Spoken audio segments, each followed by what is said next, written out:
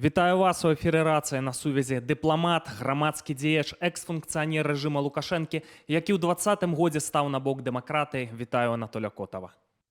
Вітаю. Спадар Анатоль, гляджу YouTube і шмат загалоўкаў. Пуцін бяжыць, Лукашенко сыходзіць, там пераемнікі і гэтак далей.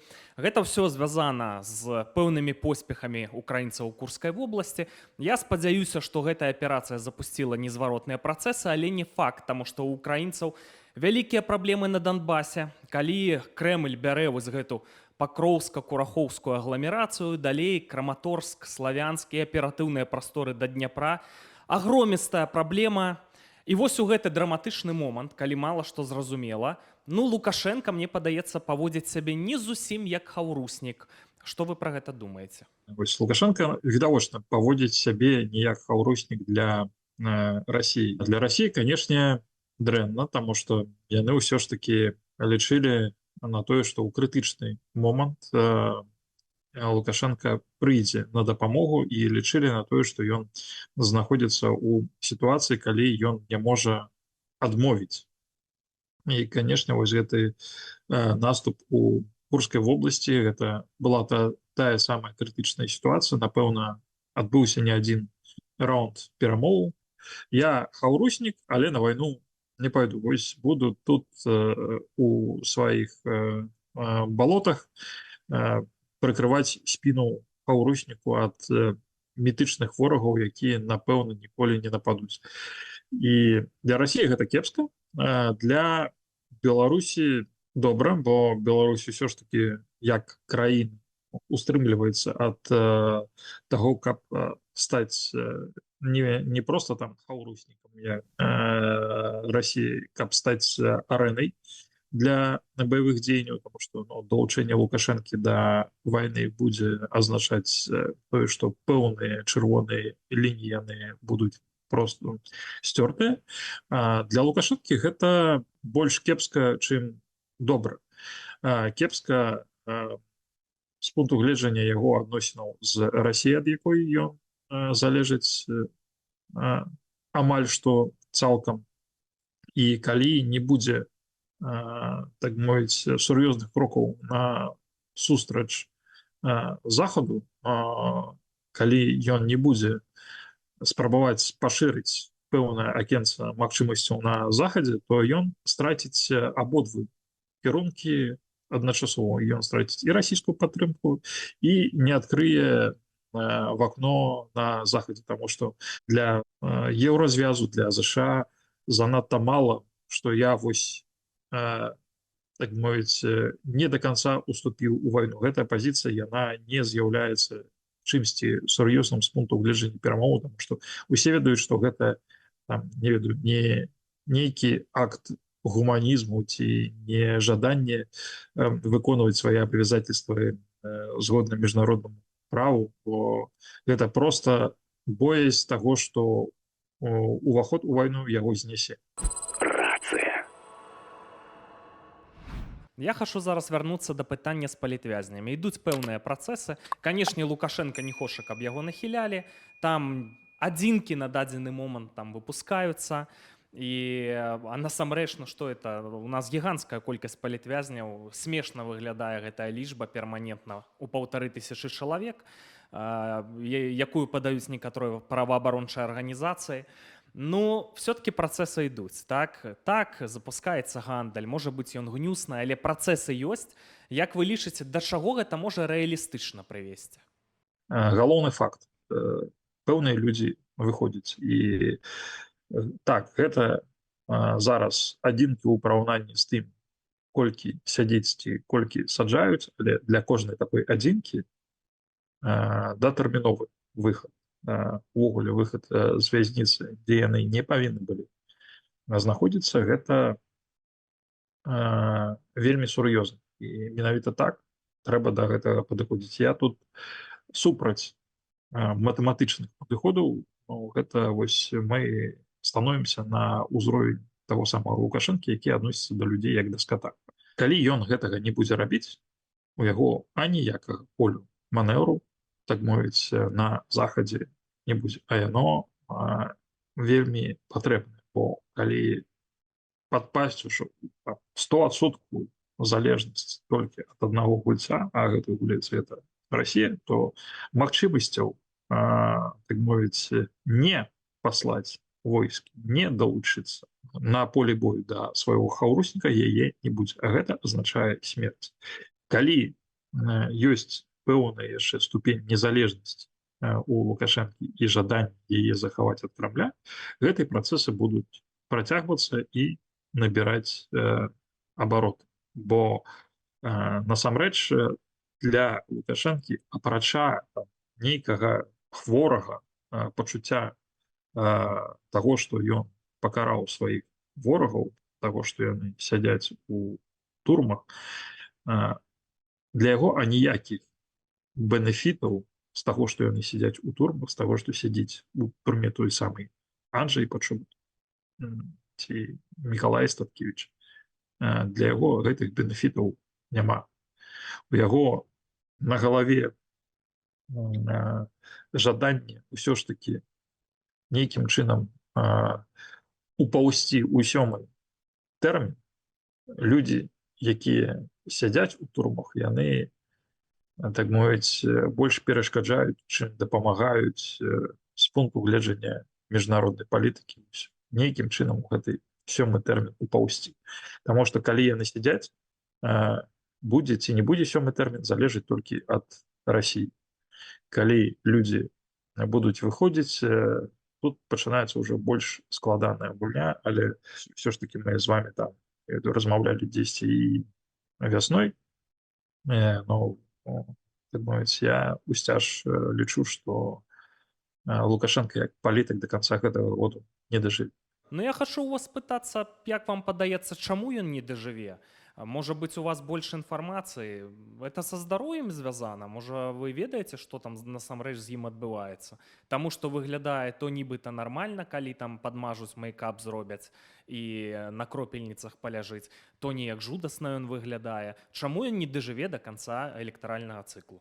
Ну, здароўе я б ўсё ж такі такім нейкім другасным фактарам разглядаў, тому што, па-першае, ніхто не ведае, апрача яго і ягоных лекароў сапраўдных дыягназаў, усё астатняе гэта не тэлемедыцына, гэта кашпіроўшчына. Але самае галоўнае, што вось гэты ягоныя хаатычныя рухі і спробы гуляць у сваю любімую гульню, усім нешта абяцаць, нічога не вырашаць, але ад усіх нешта атрымліваць, рабіць гэтыя шчыліны, ці то з захадам пачаць дыялог, які пазней прадаць Пуціну за грошы адмову ад гэтага дыялогу, які яшчэ не пачаўся насамрэч.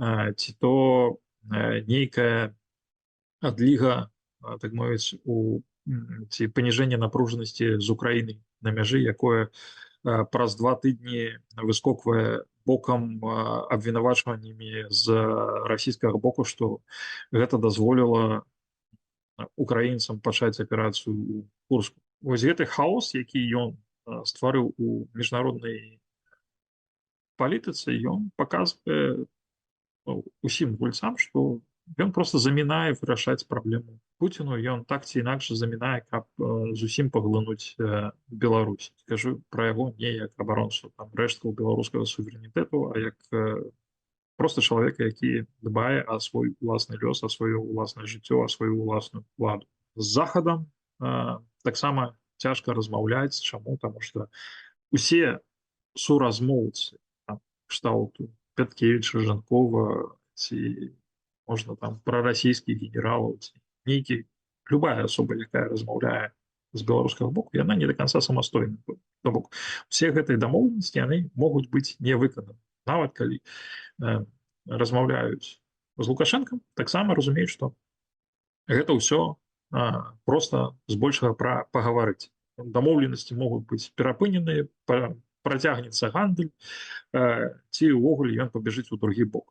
Тое самае з Украінай, тое самае з Кітаем, то бок ён замінае ўсім. З Пуцінам вядома, што яго чакае. Кітаю слабы не патрэбны.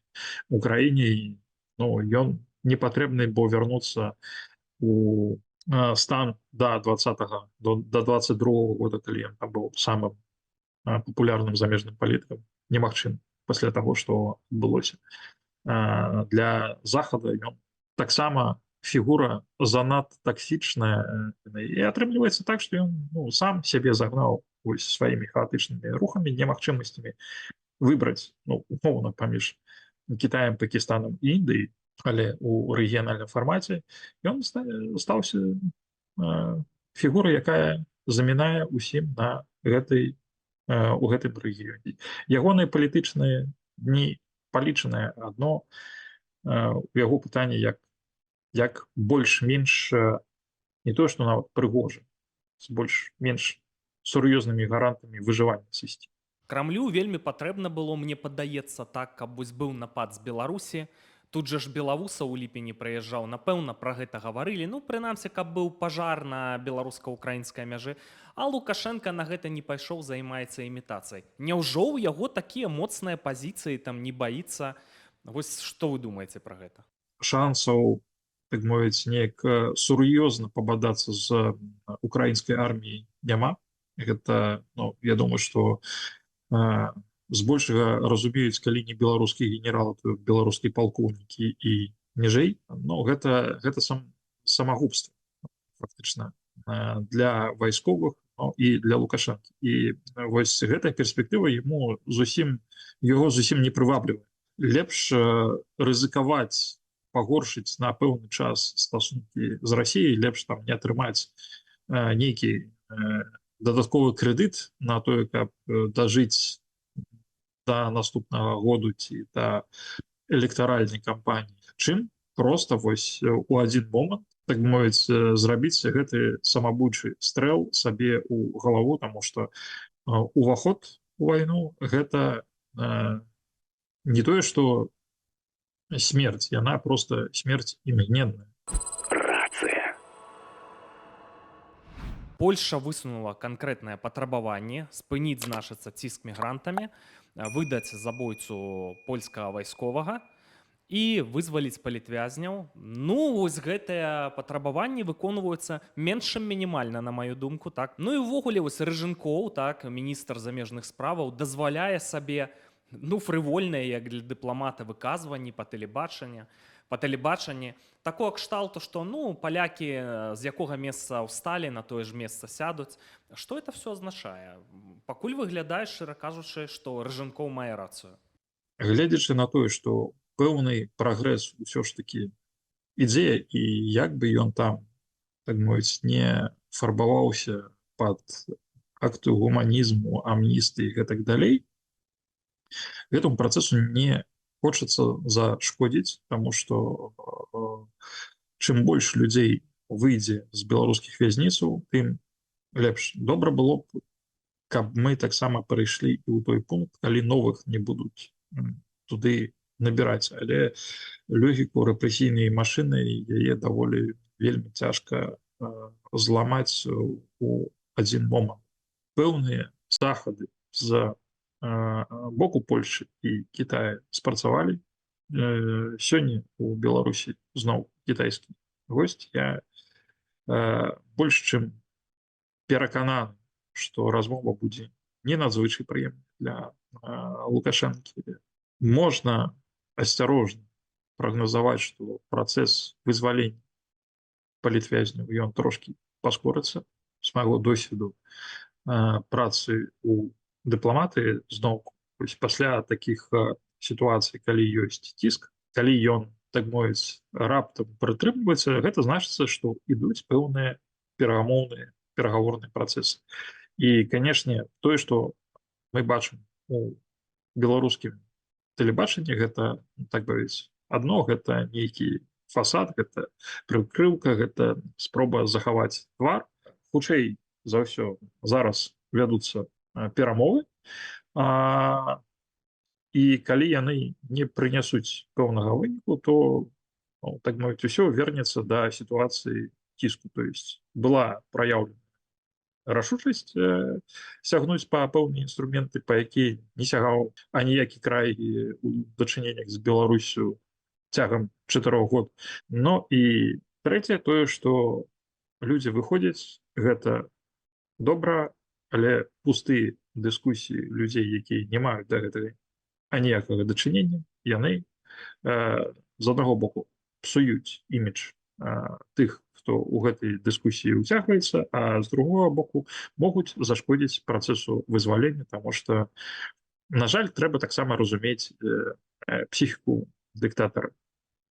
Вось ён жадае выглядаць тым, хто кантралюе працэсы і якога немагчыма нагнуць. Калі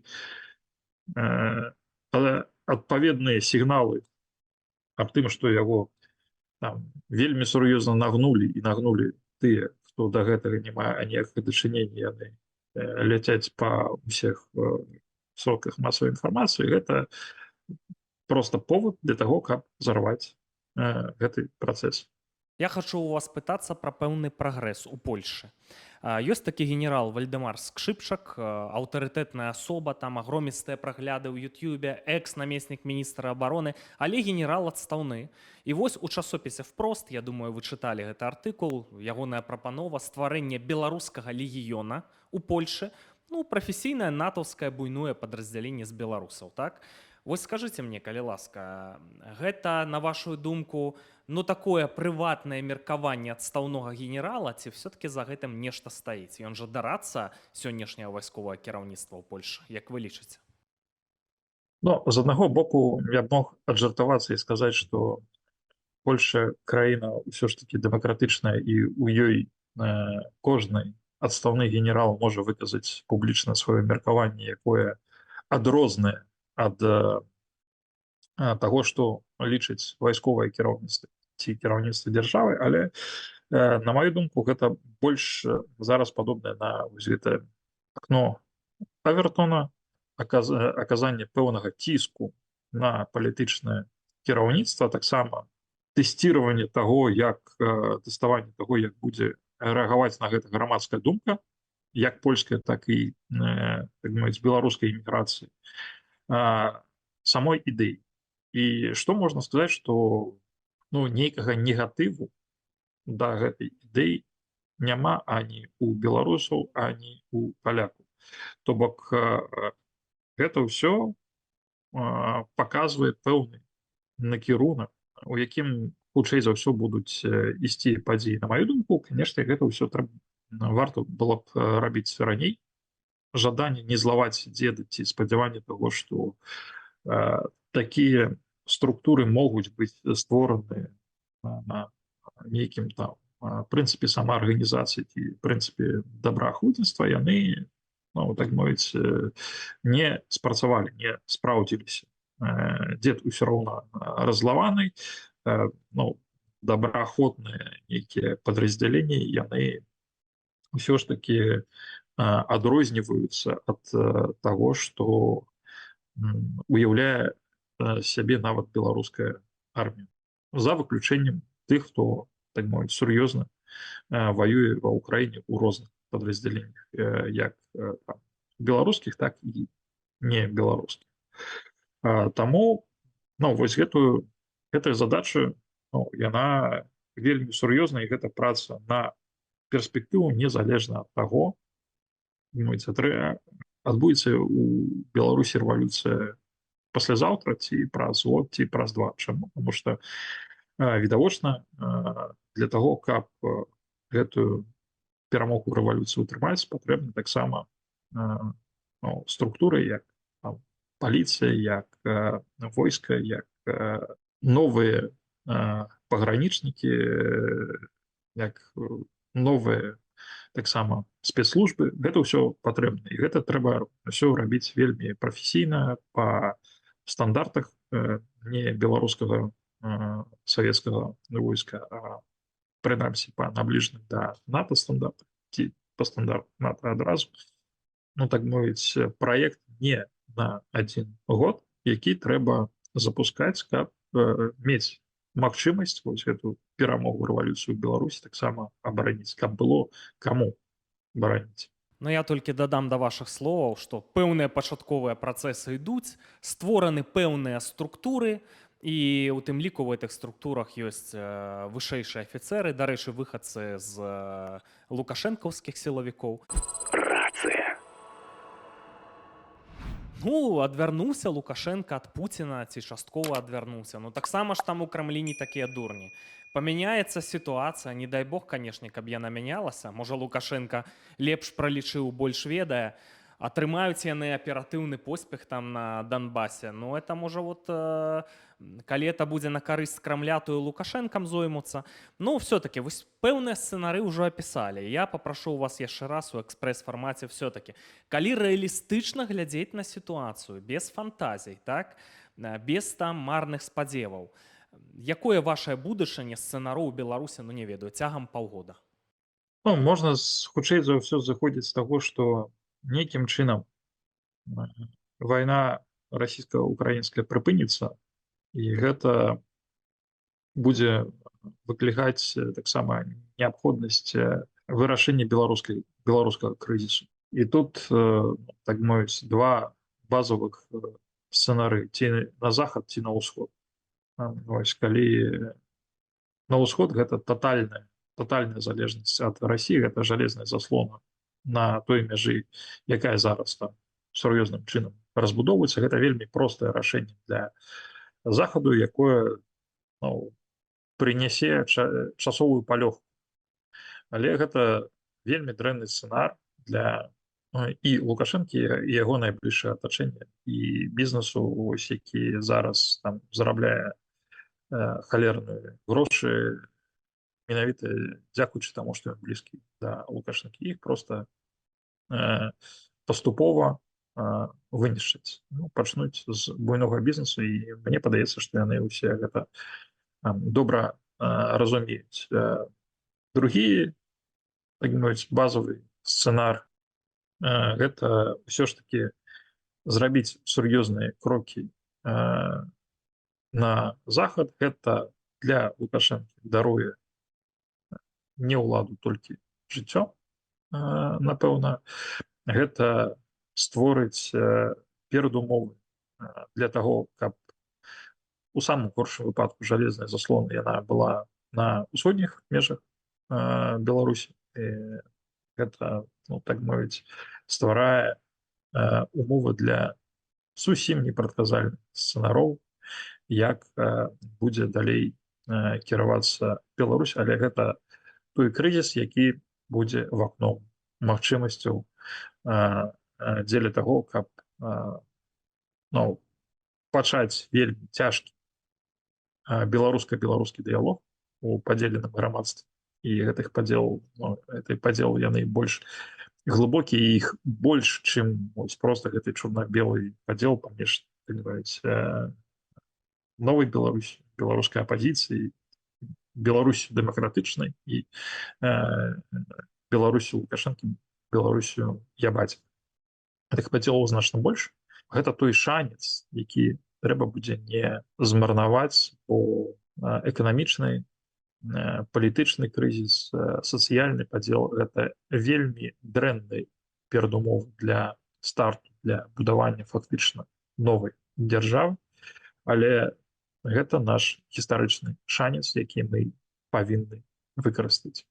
Калі будзе опцыя ўсходняя, то на некалькі дзесяцігоддзяў аб беларускім праекце можна будзе узгадваць так, як палякі узгадвалі пра Польшу за часы падзелаў ці за часы савецкай акупацыі. Я хочу падсумаваць, спадар Анатоль, што калі это будзе выбраны, скажем так, усходні вектор, ну, это для захаду, это абернецца катастрофай рана ці позна, сюды ракеты паляцяць, а для беларусаў это азначаць, што будзеце хадзіць у капеечку, як у музей. Таму я вельмі спадзяюся, мне падаецца, што там стратэгічна неяк гэтая сітуацыя выруліцца ў патрэбны нам бок, і Беларусь будзе еўрапейскай дзяржавай.